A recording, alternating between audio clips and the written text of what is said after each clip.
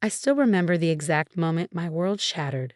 Standing in the gleaming glass conference room of TechFuture's headquarters, watching my brother Michael destroy 10 years of trust with a single speech. But let me start from the beginning, because to understand how badly he betrayed me, you need to know how we got here. Growing up in a small apartment in Seattle, Michael and I were inseparable. Just 14 months apart, people often mistook us for twins. While our single mom worked double shifts as a nurse to keep food on the table, we spent countless hours huddled around our salvaged computer, teaching ourselves to code. Mom didn't understand our obsession, but she supported it the best way she knew how, by picking up extra programming books from yard sales and making sure our ancient desktop kept running. Sarah and Michael Chen, she'd say proudly, my little computer geniuses. We had such different approaches though. Michael was flashy, always chasing the next big idea, dreaming of becoming the next Steve Jobs. I was the methodical one, fascinated by the elegant architecture of algorithms, the pure beauty of efficient code. We balanced each other perfectly. You need both types to build something revolutionary, our high school computer science teacher, Mr. Rodriguez, used to say. The visionaries and the architects. He was the first person to really see our potential, staying late after school to give us advanced lessons and access to better equipment. Under his mentorship, we thrived. By senior year, we had won several coding competitions and even developed a simple app that helped students organize their study schedules. When college acceptance letters arrived, we both got into the University of Washington's computer science program. Mom cried with joy, even though she knew paying for both of us would be nearly impossible. But we had a plan. Michael would go first, while I worked to help support the family. Then once he graduated and got established, he'd help put me through school. We're a team, sis, he promised the night before he left for college. Everything I achieve will be yours too. We'll build something amazing together. I believed him completely. The next 4 years were brutal. I took a job as an administrative assistant at a local tech company, spending my days filing paperwork and answering phones while studying programming in every spare moment. At night, I worked on my own projects, developing and refining an idea that had been growing in my mind since high school. A revolutionary algorithm for secure distributed computing. Their approach to cloud security was fundamentally flawed, and investors were getting nervous. That's when I made a decision that would change everything. Michael thrived at college, quickly becoming known for his charisma and ambitious ideas. Every time he came home, he had new stories about the connections he was making, the opportunities he was finding. I was so proud of him, even as I tried to ignore the way he gradually stopped asking about my own coding projects. You're wasting your potential as a secretary, he'd say dismissively. You should be in school. What he didn't understand was that I wasn't just answering phones. I was learning how tech companies worked from the inside, understanding the problems they faced, and quietly working on solutions. My algorithm was growing more sophisticated by the day. The summer after his graduation, Michael landed a job at one of Seattle's hottest startups. 6 months later, he called me, buzzing with excitement. I'm starting my own company, he announced. TechFuture. We're going to revolutionize cloud computing. I need your help, sis. My heart leaped. Finally, our chance to work together again. But his next words deflated me instantly. I need you to handle the administrative side while I focus on the real work. You're the best organizer I know, and I can't trust anyone else with the early paperwork. I wanted to tell him about my algorithm then, about the breakthrough I'd recently made in distributed security, but something held me back. Maybe it was the dismissive tone in his voice, or the way he assumed I'd just be his secretary. Still, family is family. I took a leap of faith and quit my stable job to join his fledgling startup, telling myself it was just temporary. I'd prove my worth through work, show him what I could really do. The first year was chaos. Michael was brilliant at pitching ideas and attracting interest, but terrible at follow-through. I found myself doing far more than just administrative work, managing development timelines, coordinating with contractors, and quietly fixing critical problems in the codebase late at night when no one else was around. The company's first product was struggling. Late one night, while Michael was at another networking event, I integrated my algorithm into TechFuture's core architecture. I didn't tell anyone, just quietly implemented it, documented it as part of the existing system, and waited to see what would happen. The results were immediate and dramatic. Suddenly, TechFuture's cloud platform was performing at levels that caught everyone's attention. Security breaches dropped to near zero, processing speed increased tenfold. Most importantly, it scaled beautifully. Michael was ecstatic, though he didn't understand exactly what had changed. The investors were thrilled. In their eyes, Michael was a genius who had somehow solved the impossible problems of distributed computing. Funding poured in. The company grew exponentially. I told myself I didn't mind staying in the shadows. I was still listed as just an administrative assistant in company records, but I knew the truth. I had detailed documentation of everything. The original algorithm designs, the implementation process, every line of code. It was all carefully stored on a private blockchain, time-stamped and verifiable. I'll tell him soon, I promised myself, when the time is right. But as TechFuture grew, Michael changed. Success went to his head. The brother who once shared everything with me became increasingly distant. He started bringing in high-profile engineers who took credit for maintaining and improving my work, never knowing its true origins. I watched silently as he built a narrative about himself as the brilliant founder who had revolutionized cloud computing. Then came the IPO announcement. TechFuture was going public with a projected valuation of $2 billion. Michael was hailed as a tech wonderkind, the next big thing in Silicon Valley. The night before the pre-IPO celebration, he finally called me to his office. My heart lifted. Maybe now, after all the success, he was ready to hear the truth. "Sarah, we need to talk about your role going forward," he began, not quite meeting my highs. "The board feels that having my sister as an administrative assistant sends the wrong message. It looks like nepotism." I stared at him, unable to believe what I was hearing. "Michael, there's something I need to tell you about the core technology." He cut me off with a wave of his hand. "Look, I know you've been helpful with the paperwork and organization, but TechFuture is entering a new phase. We need real tech professionals now." "Real tech professionals?" My voice was barely a whisper. "I've arranged a generous severance package," he continued, sliding a document across the desk. "And of course, you'll keep your basic shares. Though the board agrees that the founder shares I originally promised you would be inappropriate given your actual contribution level." 10 years of trust and loyalty crumbled in an instant. I looked at my brother, really looked at him, and realized I didn't recognize him anymore. "Think about it," he said, already turning back to his computer. "We'll announce the changes at tomorrow's celebration." I walked out of his office in a daze, the severance agreement untouched on his desk. That night, I didn't sleep. Instead, I sat at my computer, looking at the blockchain records that proved everything. Every commit, every implementation, every improvement. 10 years of work, all meticulously documented. I had a choice to make. The pre-IPO celebration was held in TechFuture's massive atrium. Hundreds of people gathered, employees, investors, tech journalists, all eager to celebrate the company's success. Michael was in his element, working the crowd, accepting congratulations. Finally, he took the stage for his speech. I stood in the back, still wrestling with my decision as he recounted TechFuture's journey. "But before we move forward into this exciting new phase," he said, his voice carrying across the hushed room, "there are some changes to announce.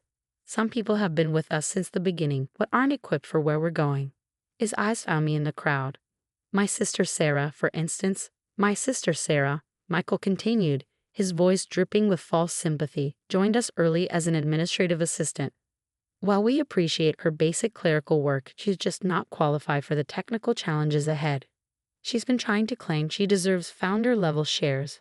But let's be honest, she's just a secretary who got lucky to be related to me." Murmurs rippled through the crowd. I saw pity in some faces, discomfort in others. A few of the early employees who'd witnessed my late-night work sessions shifted uncomfortably. "The board and I have decided it's time for a clean break," Michael announced. "We can't let family sentiment interfere with TechFuture's success. My sister needs to step aside." "Actually," I interrupted, my voice calm and clear as I walked toward the stage, "I think it's time for some fact-checking." Michael's face darkened. "Sarah, don't make a scene." "Mr. Chen." I turned to Richard Wong, the lead investor who stood near the stage. "Before my brother continues, I suggest you verify the blockchain records of TechFuture's core technology development." Richard frowned. "Blockchain records?" Yes. I pulled out my phone and typed quickly. I'm sending you access to a secure repository right now. It contains the complete development history of TechFuture's distributed computing algorithm. Every commit, every test, every implementation. All timestamped and verifiable. The room had gone completely silent. Michael's face had turned an interesting shade of pale. Sarah, he hissed, what are you doing? What I should have done years ago, I replied, then addressed the crowd. You all know TechFuture's success is built on our revolutionary approach to secure distributed computing. What you don't know is who actually created it. I nodded to Angela Chen, no relation, our head of it, who had already received my message. The massive screens around the atrium came to life, displaying a timeline of blockchain-verified commits and implementations. Every major breakthrough in TechFuture's technology, I continued, every elegant solution that made this company worth $2 billion came from an algorithm I developed. An algorithm I began working on in high school, refined over years, and implemented into TechFuture's architecture myself. Richard Wong was already scrolling through his tablet, his eyes widening. These timestamps, the original algorithm designs predate TechFuture's founding. That's impossible, Michael sputtered, but I could see the fear in his eyes. He knew. He'd always known, deep down, but had convinced himself that my silence meant he could get away with it. The core architecture that everyone praised you for. I kept my voice steady. Check the commits. The brilliant scaling solution that attracted our Series B funding. My work. The security framework that our biggest clients love. Mine too. She's lying, Michael shouted, but his voice cracked. She's just an admin assistant who happens to have a genius-level understanding of distributed systems. A new voice interrupted. I turned to see James Martinez, our chief technology officer, standing up. I always wondered how our architecture was so elegant, so perfectly designed. None of our engineers could quite explain it. We just maintained what was already there.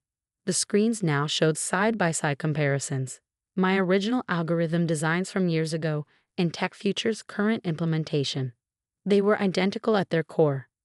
But Richard Wong looked between Michael and me. Why didn't you say anything before? Because he's my brother, I said simply. I believed in him. I thought eventually he'd acknowledge my contributions. Instead, he took everything I built and tried to push me out. Michael made one last desperate attempt. The board has already approved the new structure, the shares. The board, Richard cut in coldly, was clearly operating with incomplete information. He turned to the other board members, who were huddled in urgent discussion. I moved for an immediate emergency board meeting. What followed was the longest 4 hours of my life. While the celebration dissolved into chaos, the board sequestered themselves in the main conference room. Michael and I were called in separately to present our cases. I showed them everything, my original development notebooks, the progression of the algorithm, the careful documentation of every implementation. Michael could only sputter about his vision and leadership. Finally, as evening fell, Richard Wong emerged with the board's decision. The evidence is irrefutable, he announced to the remaining crowd of anxious employees and investors. Sarah Chen is the original author of TechFuture's core technology. As such, she is hereby recognized as co-founder and appointed Chief Technology Officer. Her share allocation will be adjusted accordingly. He turned to Michael, his voice hardening. Mr. Chen will retain his position as CEO, but with significantly reduced equity and under strict board oversight. Any further attempts to misrepresent the company's technological origins will result in immediate removal. Michael looked like he'd been struck. Sarah, he tried one last time, we're family. Yes, I cut him off, we are. That's why I gave you 10 years to do the right thing. The aftermath was intense. Tech news exploded with the story. Secret founder revealed. The hidden genius behind TechFuture. Interviews and profiles followed. Sister's algorithm. How a secretary built a billion-dollar technology. The company survived the chaos, though not unchanged. Michael remained as CEO, but our relationship was fractured. He avoided my new executive office, communicating mainly through formal emails and meetings. Mom was heartbroken when she learned the full story. I raised you both better than this, she told Michael during a tense family dinner. He couldn't meet her eyes. 3 months after the revelation, I sat in my new office, looking out over the Seattle skyline. A frame on my wall held the front page of TechCrunch. TechFuture goes public. Revolutionary algorithm creator Sarah Chen rings opening bell. The IPO had been even more successful than projected, despite, or perhaps because of, the pre-IPO drama. My newly recognized shares were worth over $200 million. But more importantly, I was finally getting to lead the technical vision I'd always seen for the company. A knock at my door interrupted my thoughts. It was Lisa, my former assistant, now training to join our development team after I'd discovered her hidden coding talents. "Your brother's here," she said quietly. Michael stood in my doorway, looking more humble than I'd seen him in years. He held a familiar object, the battered programming book we'd shared in high school. "I found this in my old things," he said softly. "Remember how we used to fight over who got to read it first?" I nodded, throat tight with unexpected emotion. "I forgot who we were," he continued, placing the book on my desk. Somewhere along the way, I convinced myself that being a tech CEO meant taking credit for everything. I lost sight of what made us special in the first place. We were a team. "We were," I agreed quietly. "I know I can't fix what I did," he said, "but I'm hoping. Maybe we can start rebuilding. Not as CEO and CTO, as brother and sister." I looked at the old book, remembering those early days of shared dreams and unlimited possibilities. The wound was still fresh, the trust still broken, but maybe. "Have you had lunch?" I asked. A glimmer of hope crossed his face. "No. That diner we used to love is still open," I said. "The one where we planned our first app." "Sarah," his voice cracked slightly, "I am so sorry." "I know," I said, standing up. "Lunch won't fix everything. But it's a start." As we walked out together, employees trying not to stare, I thought about everything that had happened. The betrayal still hurt, but I gained something valuable too, not just recognition or wealth, but the knowledge that I was strong enough to stand up for myself, to demand acknowledgement for my work. The next morning, I had another visitor, Mr. Rodriguez, our old high school teacher, now retired. "I read about everything," he said, settling into a chair. "Can't say I'm entirely surprised. You always were the real architect." I smiled, remembering his words from so long ago about visionaries and architects. "What you did," he continued, standing up, claiming your work, "it's going to inspire so many young people, especially girls who might have stayed quiet about their own achievements." He was right. Already, I'd been flooded with messages from young women in tech, sharing their own stories of uncredited work and asking for advice. That evening, I started a new project, the Chen Foundation for Women in Technology. Its first initiative, identifying and supporting hidden architects, the quiet innovators working behind the scenes. Michael and I are slowly rebuilding our relationship. It's different now, more cautious, more formal, but also more honest. He's trying to become a better leader, one who acknowledges and champions others' contributions. As for me, I finally feel complete. My work is recognized, my vision for the company is being realized, and most importantly, I'm making sure other hidden innovators get their chance to shine. Sometimes, late at night in my office, I still pull out that old programming book, its pages worn with the fingerprints of two kids who dreamed of changing the world. We did change it, just not in the way we expected. And maybe that's okay. Because in the end, the real revolution isn't just in the algorithms we create, but in the truths we're brave enough to tell.